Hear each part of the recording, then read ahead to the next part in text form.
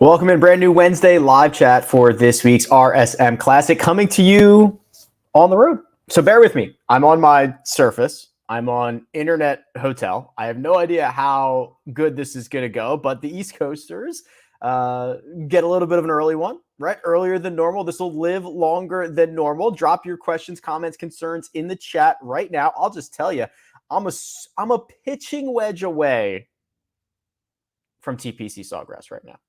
How about that, right? I'm down at the headquarters. I'm looking for Golden Boy. Okay, I'm gonna give my app feedback in person. Knock on the door. Say, hey guys, let me in. No, not really. We're playing Dice Valley today, so that'll be good. And then we're headed to the RSM tonight. So okay, real quick before we jump in, I see people still loading up. I can see the comments loading in. We'll go through as many as possible. There's a couple of good questions in there already that I'm excited to get to. I'll just say it once. The Rick Run Good promo. The only promo that I do, and potentially the last promo that I ever do, will not be available in 22 hours and 1 minute. I'm sure someone will email me Friday morning and say, Rick, can I get in? Can I get in? No exception. So go take advantage of it right now. RickRunGood.com/RSM. Whatever that winning score is, that's the percentage you get back in a refund. So you're rooting for 30 under. I'm rooting for like 6 under. That would be very nice. Okay, let's get into a couple of these. And bear with me again. I'm on my Surface. Let's see. Ryan says, hey, Rick, thanks for your work. Ben Griffin is popping off in the model, but off the tee accuracy is a glaring red flag. Worth seeing if he can hit a few fairways this week. Okay, so let me pull up Ben Griffin here. And let's take a look at this. Oh, okay, great. Perfect. Okay, I think Armina is manning the switching of cameras. So hopefully she's showing the screen right now. Right. So here's the issue with Ben Griffin. As I believe we are alluding to, right, this right here, 210th in driving accuracy this season, 201st in distance from edge of fairway, but he is significantly longer than the majority of I shouldn't say significantly. He's longer than the majority of the field, and than tour, and on this field, he's probably like the 20th longest hitter that we have. The only thing that kind of saves him, and I don't know if we have enough information on Ben Griffin to kind of really dive into this, is that you don't have to hit driver here, right? So a lot of these missed fairways, he's hitting like 46% of his fairways. A lot of these missed fairways are probably with driver. You don't have to hit that here. So do we have enough evidence of Ben Griffin on short courses where you can lay up to positions? I'm not sure that we have that. So I'm not willing to necessarily completely throw him out because of the driving accuracy stuff, because he might be hitting a lot of irons and a lot of shorter clubs off the tee. And then you look at the rest of the results, and the ball striking numbers are there, right? We only have 5 measured events for him back to the Wyndham Championship. He's gained strokes in the ball striking categories in all but 1. The short game, which I don't think is going to be important, that's fine. He's not going to play himself out of it there. And then we've seen him get hot with the putter. So if that's the only knock, I'm not necessarily willing to completely throw him out this week. Thanks, Ryan. Okay. Hey, Rick, with Tony's WD, how do you feel about doubling up on Seamus and Harman as a pivot off of people moving to balance builds? They're 2 of the more likely winners, and I can't see that being popular. Okay, so Tony Finau, and I'm assuming we're sharing my screen right now. Yes, we are. Okay, sorry. I'm just going to check for the first couple. Okay, I agree. So right now, Mike Cavalonis, who does the ownership projections, he's phenomenal at RickRunGood.com, has Seamus at 24%, Brian Harman at 31%. I'm not going to doubt the guy. He's very, very accurate every single week. He's phenomenal at this. I just have a weird feeling we're going to get a lot of guys that a lot of builds that start in the 9K range, right? It was Finau, clearly one tier of his own. Seamus and Harman put them together in a tier by themselves, and then it was pretty close to the tier of Tom Hoagie and Taylor Montgomery and Jason Day and all that stuff. So I imagine a lot of people are going to go with the start in the 9K build. So if you are starting with Brian Harman and Seamus Power, I believe you will be very unique. Now, what does that leave you with? I don't have the calculator in front of me, but let's say, okay, so that's 20,800. So, oh boy, I'm going to try to do math live on TV. 20,800, 819, yeah, I don't know, 7,000 per person, less than that, 68. You'd have to get pretty creative the rest of the way, but you would be fairly unique. They own a large percent of the win equity. I'm probably not going to go that route. I will tell you, I've started to kind of skip the 10K range and go down and get my guys that live in the 9K and go from there. But to answer the original question, yes, you would be probably pretty unique there. What's up with Burmester's pricing? Yeah, so I got a couple questions about this, got a couple emails about this. Aaron says he struggled last week, but it feels like he's a class above the guys around him, and he was trending towards the 9K range lately. Thanks for all the work that you do. Okay, thanks, Aaron. So yeah, Burmester's down here at like 64 or 6,500. Where is he?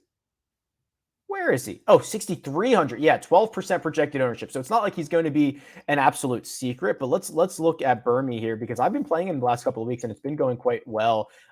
Did miss the cut in Houston, but he missed it with losing 5.6 strokes putting. That's his worst putting performance since still scrolling ever, maybe. No. Since Qatar in 2019. Okay, so an outlier, horrific, basically 3 strokes that he lost with the putter in 2 rounds. No, he did not hit his approach as well, but that is kind of one of the weaker parts of his game, right? He's a great driver of the ball. His short game is stout, but he can gain a stroke or two on approach. I agree that this price is off, right?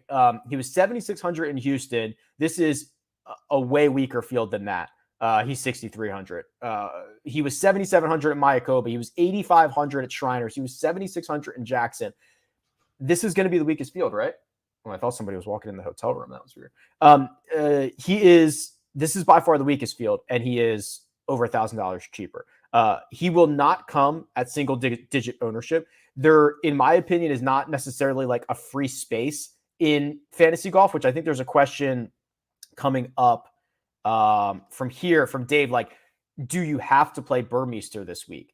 If this was basketball, right, and we were getting, I don't know, a starting point guard who was mispriced by $1,500, or we were getting a guy in, I don't know, baseball who's in the starting lineup, who's mostly a platoon guy, I'd be more apt to be like, yeah, that's like your free space. But golf is weird, right? Golf is not necessarily like that. Guys don't always play to their averages. I'm probably going to get a lot of Dean Burmester. Personally, I look at the pricing. It's too good to pass up. If you want to go the route that the question was before, which is go get Harmon, go get Power, and go get Burmy, you might have the 2 guys with the most win equity and the most mispriced golfer to start your lineup, and he provides a lot of salary cap relief. So it is an interesting route to go. I think you're either all in on Burmester or all out on him. Right. So if you're playing 20 lineups, you might as well put him in 15, or you might as well put him in 0. That's kind of the way that I look at it. Jay asks about stars or scrubs and who have you grown more on since the Tony WD. So the Tony WD has kind of pushed me into a situation where I'm just living in the 9s. That means growing on Denny. It means growing on Neesmith. It means growing on anybody here. Patrick Rogers, who's been phenomenal. That's Patrick Rogers is probably the one that I've grown the most on. He's $8,700. He's priced in an area with Mackenzie Hughes, who I really, really like. Cheaper than Matthew Neesmith, cheaper than these guys who are going to be more popular. Only 7.3% projected ownership, and he's got 3 straight top 27s coming into this. Actually, he has 5 consecutive top 28s coming into this. He finished runner-up at this event in 2019. He's playing phenomenal. That entire Jeff Smith camp of guys, Aaron Wise, Victor Hovland, Davis Riley could be playing better, but like Patrick Rogers, they're all playing very well right now. And I think they're kind of vibing off one another. So Rogers at 8,700 is probably the guy that I've grown the most on. And then I've kind of lived in that lower 9K range. I have had to kind of rule some of these guys out, right? I've had to say, is it a Taylor Montgomery week? Is it a Keith Mitchell week? I probably have less of those guys than others, and then more of Day and Damon and McCarthy and Neesmith to balance it out. Okay. Brock says, I know it's early for a weather channel, but how soft and responsive is the course? Hoping for a minus 27 final hit this week. No, Brock. No, not 27 under. How about 4 under? Right? Where's my random 11 under week? Remember that week at Torrey where the weather rolled in on Sunday and Snedeker shot like 1 over and gained 13 shots on the field? Let's get one of those. Let's get one of those weeks. Just absolute carnage. I don't even care if I'm freezing my butt off out there. So, okay. Here's the weather stuff. And there's a couple things we have to remember here. There are not really time waves, right? So because they're using the 2 golf courses on Thursday and Friday, every tee time is from 9 a.m. to 11 a.m. So it's not like there is an afternoon and a morning wave. So let's keep that in mind. But there is obviously who's going to start at the Seaside course and who's going to start on the Plantation course, which gets a little bit more hairy about who's going to end up on the right side of the draw, because the weather's not necessarily going to tell you which course plays easier or harder one day. So here's what we've got. Thursday, low of 39, high of 55. Ooh, maybe those chips might be a little difficult. Those cold hands, boys. Don't be afraid to run at 6 or 7 feet by for par. No problem there. But no rain in the forecast. Looks clean throughout. No real advantage. Friday, the sun's going to come out, but it's not going to get too much warmer. Still going to only be 59 degrees. It'll start a little bit warmer in the morning. Again, no real differences throughout the day. And then there's chance of rain over the course of the weekend. So here's what I say. From the weather side of things, there is really no tangible waves here, right? We've got every tee time within 2 hours. We've got nothing on the radar. I would build, if you're building at least 10 lineups or 20 lineups, I would build some stacks, whether that's 4 or 5 golfers who are starting at the Plantation course, whether it's 4 or 5 golfers who are playing at the Seaside course. It's hard to see in advance, but there's a real possibility that we are going to get into a situation where one of the draws was better. I don't know which one it's going to be, but we do this all the time with multiple courses. I think one of the draws is likely to be better. Brent says, let's go early chat. Yeah, that's right. 9 a.m. on the East Coast. Armina's up early, 6 a.m. for her on the West Coast. Let's see what else we got here. Good morning, Rick. Any love for Troy Merritt or Zach Johnson? And do you think Andy is right about Sink? Love the content and have fun at the RSM. Thank you. So I don't necessarily agree with Andy about Stuart Sink, but let's take a deeper dive. I don't remember exactly Andy's comments, but I know that he had mentioned Stuart when I think we were going through the betting board and we had gotten down to, I don't even know what Stuart Sink is, 80 or 100 to 1 this week. And he kind of pointed him out. I do not necessarily agree with this. Andy's sharp. Andy might be right. Here's what I see. I see a golfer that since he had remember he had like those 2 wins, like kind of within quick succession of one another. We haven't seen a lot of upside, right? His last top 25 was the PGA Championship. That was in May.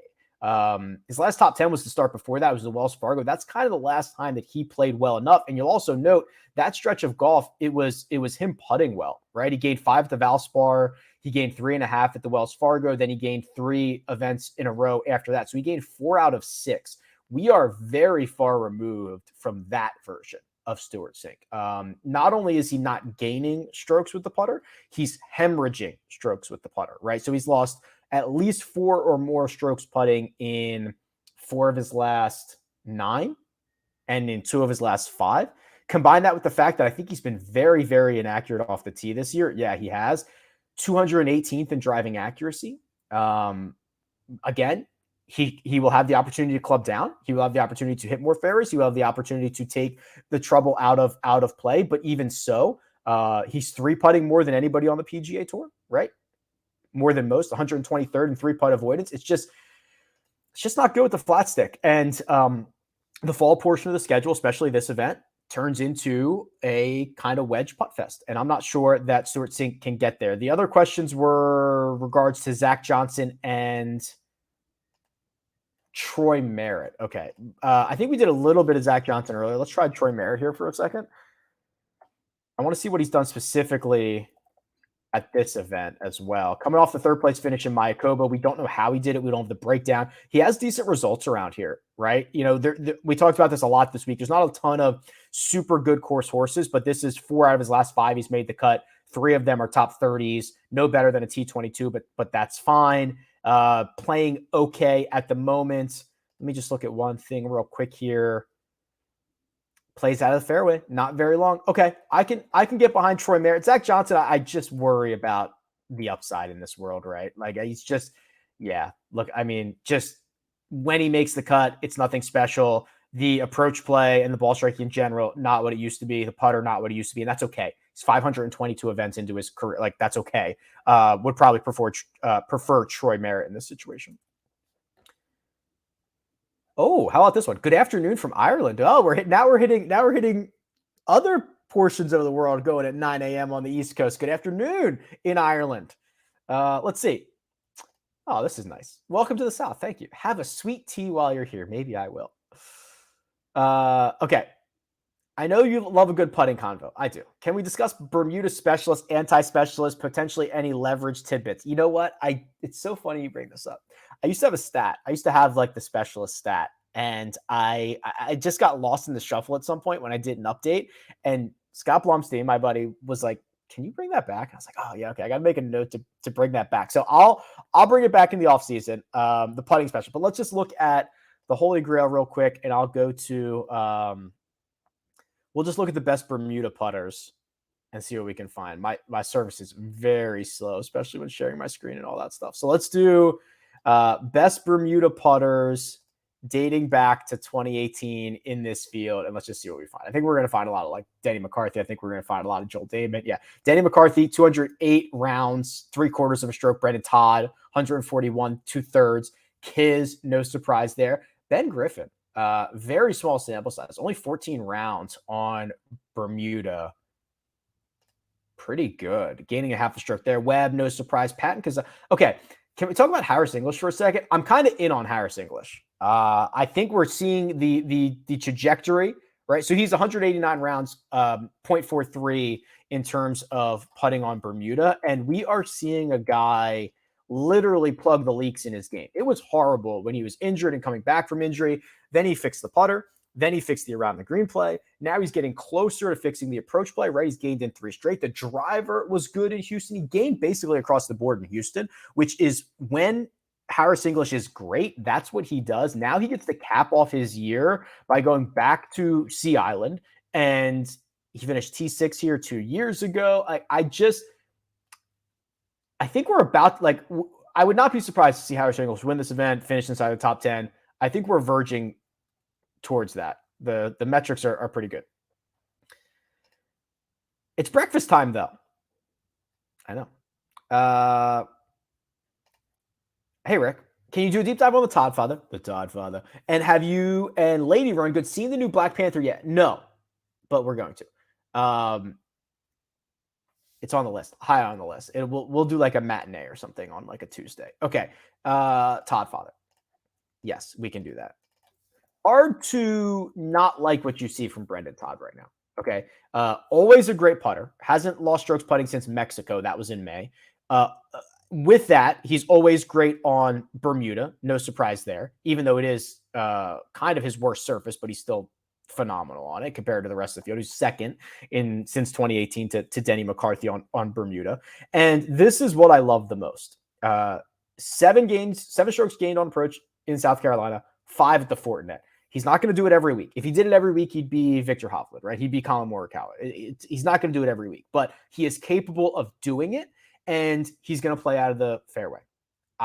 There is nothing not to like here. Let's see what his projected ownership is going to be. I think he's 8,000. Yeah, 9%. It's criminally low, right? Finished 4th here 3 years ago. It's kind of criminally low. Love Todd.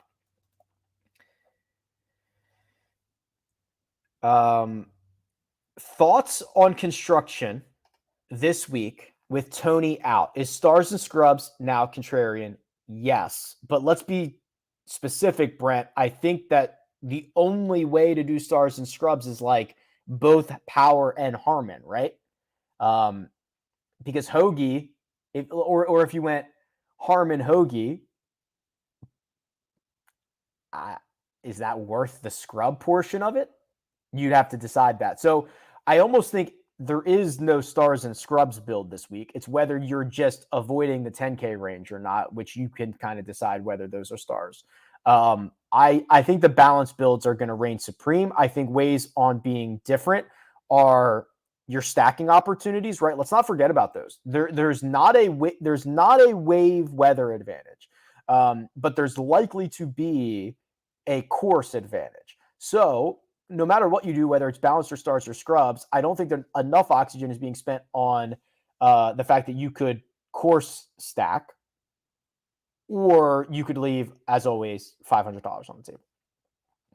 Anyone $6,100 or below that you're willing to play? Boy, that's pretty low. All right, let me figure this out here. So there was a couple weeks ago where Trevor Werbelow was min priced, and he was I think he was inside the top 10 for a while, but then he ended up finishing 59.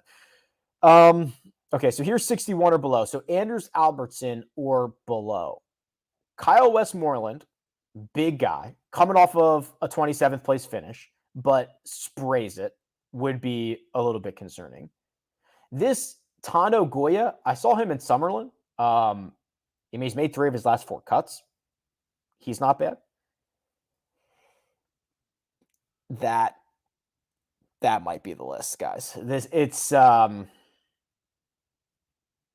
It's really not pretty. Brent Grant, friend of the pod, had a good start a couple weeks ago, 35th. Gains off the tee. Accurate and long. The rest of his game is not very good. This is pretty tough. No, I don't think there is anyone under 6,100 that I'm feeling any level of comfort with. Okay, so let's give me a little more room here. Can you rank a top 4 under 66? Yeah, let me just get rid of these other tiers here and just focus on the $6,000 range. Okay, so $6,600. That is here, Eric Barnes and down. So, well, we know Burmese probably mispriced, right? So Burmese probably number 1. I would then probably go, and actually, let me change this to the global view. I would not mind Akshay, but I don't think he's number 2. I think he's like number 4. He Monday qualified, and he's coming off of a 17th the last time we saw him in Bermuda. Okay, so 1 is Burmese. Akshay's probably like 4. Aaron Baddeley, if you look at the last 12 rounds, Aaron Baddeley is like the best player in the $6,000 range over the last 12 rounds. And that includes the miscut in his last start, but he had made 5 cuts in a row before that, including a 6th in Bermuda. So I think it's Burmese, Baddeley, Batia. Wow. Can I just do all Bs? No, I won't do that. Maybe actually I will. Brian Gay, right? So Brian Gay is probably, those are 4 guys I do not mind sub 6,600. Gay's been playing a ton on the Champions Tour. He's been playing a lot better ever since I said he was toes up. And this is probably one of the better golf courses for him, just like Bermuda, because it's short. It's, not going to penalize his one deficiency.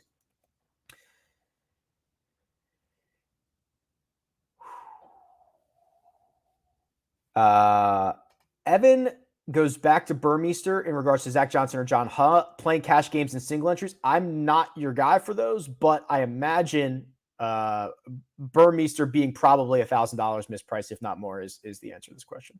Weekly trophy question. Yeah, Classic Silver Cup, kind of boring, but the arm shape, the swoop, it's not bad. There's the best trophies are ones that are a little bit weird, right? Like this is a safe trophy. It's fine. It's okay. It's well designed. I love the style. I don't have a picture of it handy, but the best ones are a little bit weird. I'm not sure this one falls into that. Welcome back to East Coast time. Thank you very much. Reading the Golf Digest article, why fading Kisner? Something tells me this could be a week for him to get back on track. And Brandon Todd's showing up in all my miles. Might as well. Yeah. So let me be clear here. So this Golf Digest article, which I love doing, and ends up being fairly accurate, right? For having it written on a Monday. And for also the idea that like I have to pick 5, like I have to say here are 5 guys that I'm fading, right? And kind of put them across the different price tiers. So I'm kind of boxed into having to choose someone from, say, the 9K range to fade, which is not always great, but it is a valuable exercise because you have to start splitting hairs. And it's always without knowing what that ownership is going to be. But I'll tell you why I fell on Kisner. It's not for the clicks. It's not for the hot takes. He's been phenomenal at this event. Like, don't get me wrong. The problem is he has always been in much better form leading into the RSM Classic than he is right now. He is losing a ton of strokes off the tee. And you're probably thinking, well, Rick, that's because he's short off the tee. And that would be correct. Let's go back to last year so we get a larger sample size. 26th in driving accuracy, but 171st in distance. And so it's like, okay, well, we've kind of ruled that part out, but he's lost 9 strokes on approach in his last 2 starts. And he has been a loser in 1, 2, 3, 4 of his last 5. He's been a loser in 8 of his last, 12 or so. I just think there's a path to him not playing particularly well, even if he plays out of the fairway. And given the course history, he gets significant levels of bump. Well, we already know it's a pretty volatile, it's like a non-sticky course history course, right? You've got water in play, you've got the wave disadvantage. Like, it would not be uncommon for a guy who's had a lot of success at this golf course to miss the cut. So he was kind of the odd man out there. And I still stand by it, which could burn me. Do you ever stay for the trophy presentation? No. Actually, no, I don't. I think I did a Tory for Luke List's win because I had a media pass and they let us go on the green.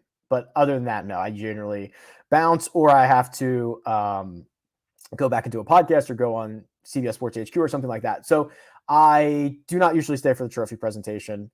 The other thing is, honestly, I'm not even usually there on most Sundays, right? I think for me, going Friday and Saturday is the best. Friday, you get to see everybody in the field. You get to see the cut. Saturday, that's when everybody's in town. That's when everyone's watching. That's when everyone's rocking and rolling. So I would love to go Friday, Saturday, be home, watch it on TV on Sunday, and see it that way. Hey, Rick, what are the longest odds on a player you would use in one and done this week? So I'll tell you, I played Mac Hughes in the run and done, which thank God I put a pick in because I forgot last week. I wouldn't go too much further than that. 50, 60 to 1. I don't have, let me just pull up the cheat sheet here. Whoops. And just kind of look through like the last guy that I might be interested in playing in the one and done. I would say whatever the odds of like Alex Smalley are. Whatever Alex Smalley is, or Andrew Putnam. They're both $7,900 on DraftKings. They're probably the last 2. Or Will Gordon. Those are probably the last 3 guys that I would play. Armina told me to keep my distance consistent to the mic. That's why she's the best producer. Okay. Hey, Rick, I've always enjoyed the content. What are some of your top 3 to 5 7K guys? Okay. So 7K range.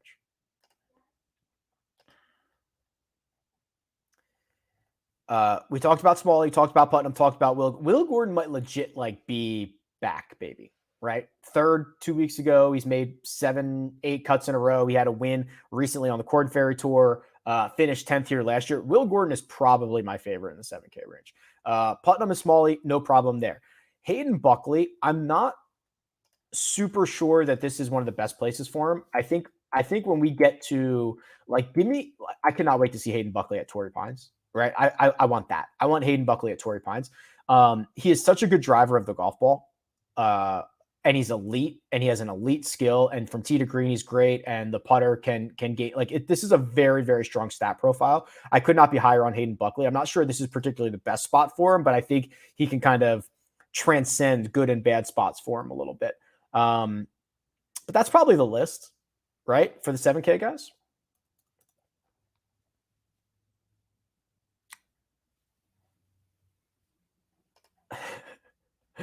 Let's get a US Open scoring week. Yeah, let's, right? Why not? You guys will still get like 6% back. It'll be great. It'll be a great deal for everybody. If you remember, I'm pretty sure it was last year, Sebastian Munoz was 10 under on Thursday. And I was like, holy crap, the winning score is going to be 40 under par. Like, this is going to be horrible. But luckily things settled. I think 22. And Gooch won by like 3 shots, which you didn't have to do that, Taylor. You could have just won at 20 under, right? That would have been fine. That's what I should do. It should be the winning score should be the second place score. I will tell you that so Courtney asked about Russell Knox and Sam Ryder. I will tell you, I actually the models that I was running really liked Russell Knox. and I actually might have it here. Where are you, Russell? Is this the one that I ran earlier? No. Hold on. Let me load RSM Classic. This is the custom model at RickRunGood.com. It might take a second. There we go. Yeah, very. Okay, so here's Russell Knox. Russell Knox was 13th in my model, which at a $7,000 price tag is pretty impressive. He was the cheapest guy. There's only two guys in the 7K range in the top 13. It was Will Gordon and it was Russell Knox. So we can do a little bit of a deep dive on Knox here.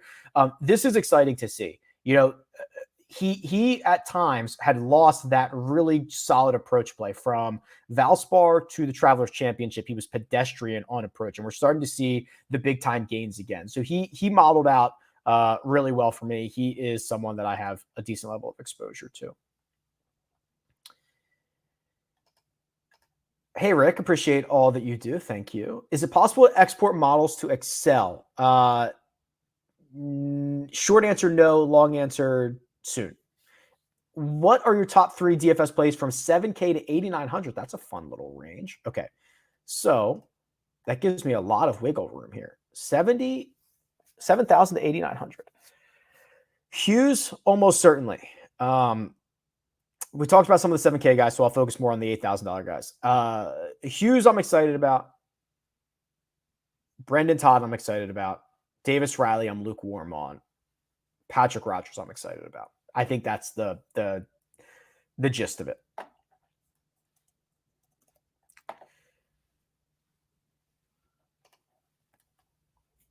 Unsolicited suggestion for more drops on the First Cut pod. Y'all need to steal the showdown music. Yes. Okay. So we are, I tweeted this out maybe a couple weeks ago. We are in the process of hiring a new producer for the First Cut. Producer Jacob, who's phenomenal, moved on to live golf. No, I'm kidding. Probably something that paid him more and let him work less. No, super stoked for him. But we are hiring. And the producer role is like very, very critical for that podcast. So I agree. There's a lot of things in the works. If you know any producers, I tweeted about it a couple weeks ago, but like reach out to me. I think we have some good candidates so far, but we got to get somebody up and we got to get somebody running here. These are just really nice comments that are coming in. You guys are really nice in the morning. That's nice. I love that. Hey, Rick, I like to use the Holy Grail during the tournament to cross-reference the showdown data. Using the Holy Grail, how do I view round-by-round stats at the RSM Classic specifically? Okay, Charlie. So if I understand your question correctly, we're going to go to the Holy Grail. We are going to go to round-by-round tab. We are then going to choose tournament, and we are going to type in RSM. We're going to type in the RSM Classic. You can do any number of years that you want here, and then you can click someone's name, like Matthew Neesmith, 12 rounds. Let's look at his 12 rounds at the RSM Classic only. He has lost strokes 1, 2, 3, 4, 5 times. He has gained strokes in 7 of them. Brian Harmon, round by round, lost 4 strokes in round 4 last year, lost 5.5 in round 3 in 2018. But other than that, has been pretty darn good. Let's do one more. Mac Hughes. He's won this event. I don't know if I went far enough back to get his win. I don't think I did. Where's his win? There it is. Yeah. Look at that. So he's been kind of a big time gainer. Gained 7 strokes in the opening round in 2016. He went on to win that week. I don't know if he went wire to wire, but did win. That's how you do it. Good luck, Charlie. You have any information as to why Finau withdrew? No. He cited an injury, but they're independent contractors, and that could mean a lot of things. Do we know if Power significantly gained strokes up on approach in Bermuda and Mayakoba? No, because the PGA Tour does not take the ShotLink lasers to Bermuda or Mayakoba, so we do not know how he did. If I had my computer, I would pull up the greens and regulation stuff, but it's not going to happen on my Surface. How about Baddeley for a long shot play? Yeah, I mean, so I kind of alluded to this, and let's just pull him up on a deep dive. Aaron Baddeley has been the best player in the 6K range over the last 12 rounds. It's a small sample size, but if you're looking for hot guys at a cheap price, he's still cheap, right? So he was $6,100, finished T36 at the Fortinet. 6th place finished at a $6,900 price tag in Bermuda. Missed the cut at Mayakoba, missed it on the number.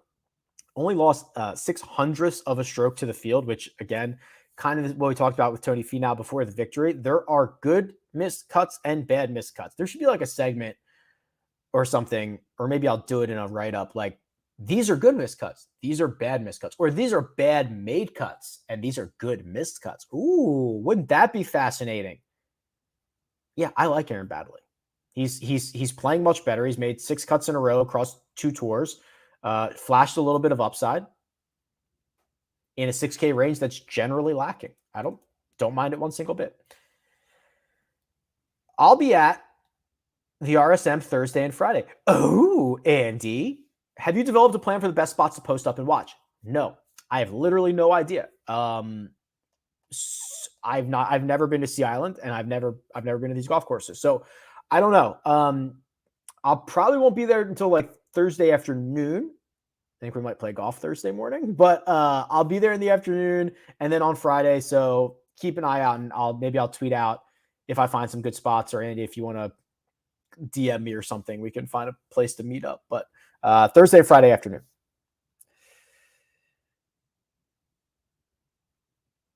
Oh, pivots in the 7K range. Okay, sure. Let's do that. So pivots in the 7K range. The higher projected golfers look like they are going to be JJ Spawn, Harris English, Alex Smalley, Andrew Putnam, and that's about it. Hayden Buckley trying to get to 10%, hasn't gotten there yet. So your natural pivots would be Aaron Wise at a third of the ownership of JJ Spawn, coming off of a 7th place finish in Houston and a 16th last year. Actually, we should probably all just be playing Aaron Rye. That seems a lot better. Will Gordon at 6% is jarring to me. I believe he will come in higher than that, but he might be the best player in the 7K range, honestly, or at least right now with the course stuff like that. That's shocking to me. Otherwise, those are probably my 2 favorites. Lower than that, I don't think you need to pivot. There's kind of a lot of single-digit ownership there. Playing Dyes Valley today, and then I don't know the name of the course we're playing tomorrow, but it's in Georgia.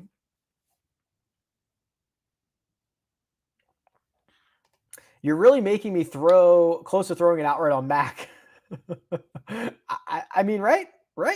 He's been great this year. He has 4 straight top 25s. He's won this event before. He finished runner-up here last year. I don't see why he's not going to contend.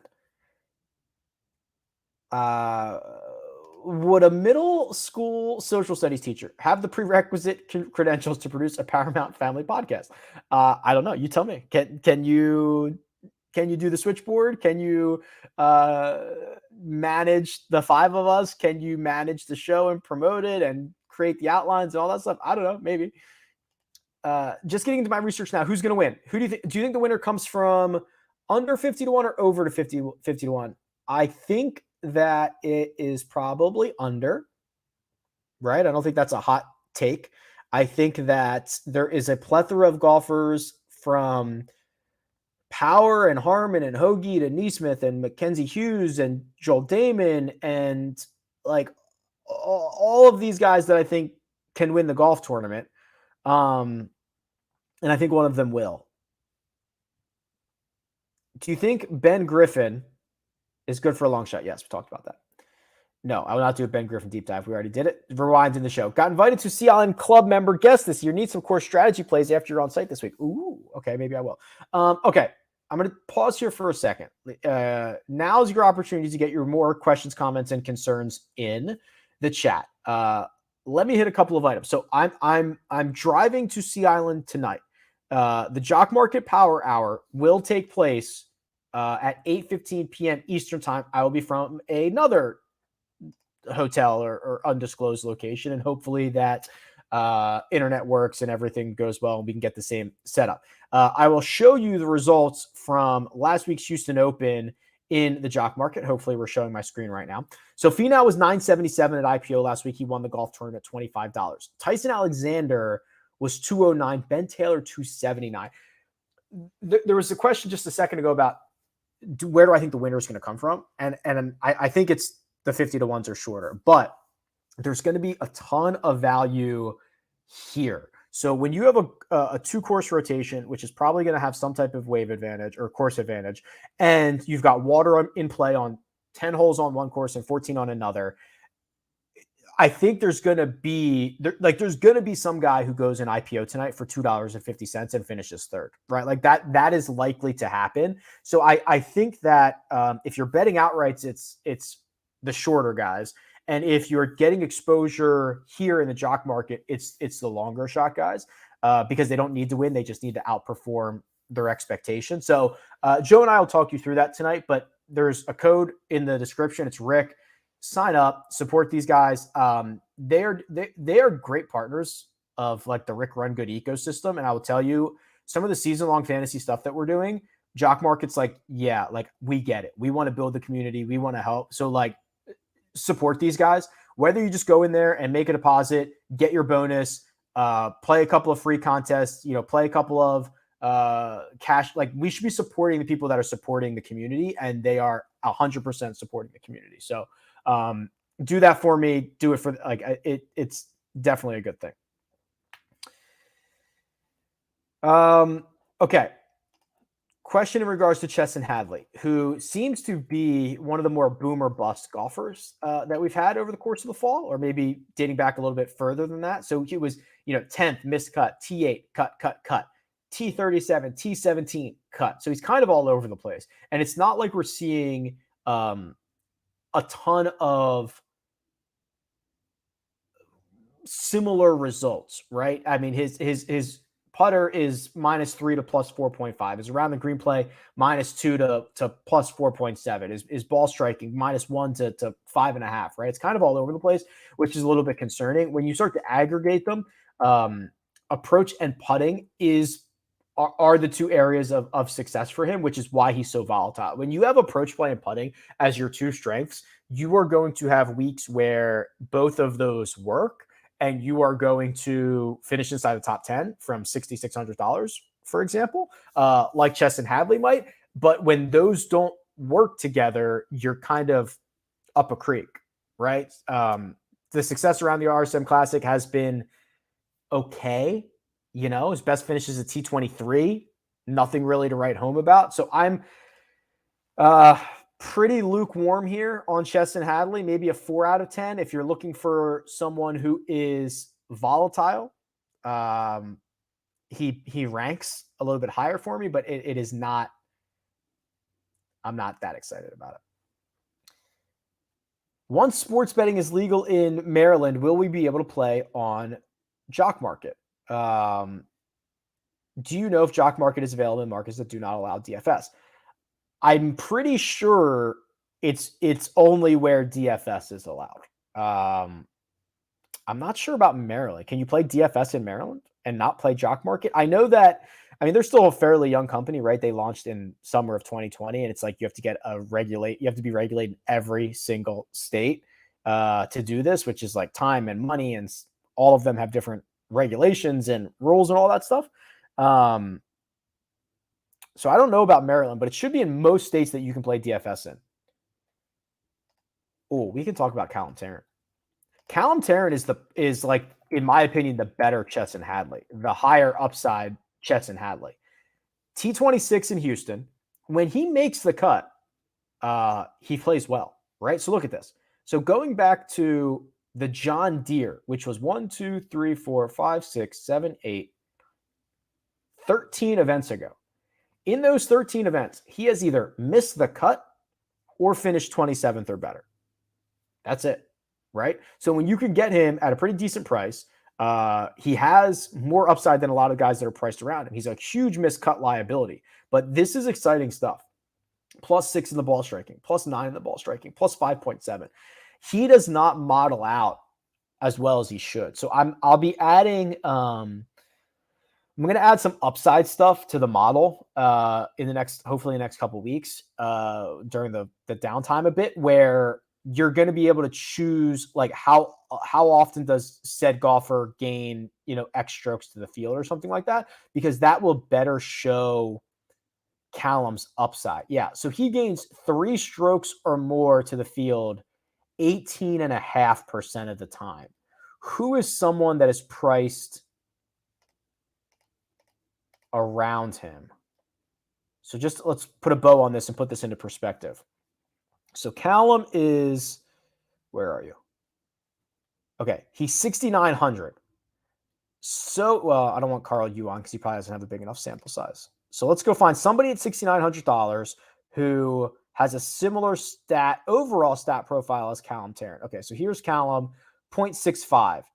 Austin Cook, 0.64, and he's $100 cheaper. Okay, so let's look at Austin Cook now. And I hope this works out because I've not done this. So Callum Tarrant is gaining 3 or more strokes 18% of the time. Austin Cook is gaining 3 or more strokes, 16.6, not bad. Let me go back there. So Cook is 29, 16, and 9. 29, 16, and 9. Tarrant is 31, 18, 9, 3.4. Yeah, he's just like a higher upside version of a lot of these guys. So, interesting little thing there. Okay. We might be nearing the end of this. We've done some good work here. It's early. We're running low on questions. That's okay. We've done some good deep dives. I'll give it like 30 more seconds. And then we can see where we stand. Any other things that I have to tell you? Season-long fantasy is going great. We've basically filled like 55 leagues or something like that already. So if you say there's an average of 8 or 10, talking about like 400 or 500 people who have gotten in leagues already, which is very exciting. And I've got 500 more waiting. So that's awesome stuff. We are in the phase of wave 2. So the commissioners are creating more leagues, which will be good. So hopefully maybe on Sunday when I get back, I'll release some more leagues. But incredible that 500 people have signed up for season-long fantasy golf 6 weeks before it starts, 7 weeks before it starts. So that's really incredible stuff. I will say this: so the next couple weeks are weird. We are going to have a lot of like stuff to talk about. Hero World Challenge. There's going to be stuff to bet on, obviously, but I'm going to be doing a lot of more evergreen content. So that's deep dives on things that you might like. If there are things that you wanted to know about, whether they're stat related or not, send them my way. I've got a content schedule that I'm filling out. Now's the time. Question about whether I brought my clubs or not. Yeah, baby. Look at that. Of course I did. I don't love traveling with the sticks. It's terrifying. But if I'm going to play multiple rounds and I'm going to go be at TPC Sawgrass, I don't want to have I could have the built-in excuse of renting clubs, but how can you not love everything about these Mizunos? They're just absolutely studded. Just the best. All right.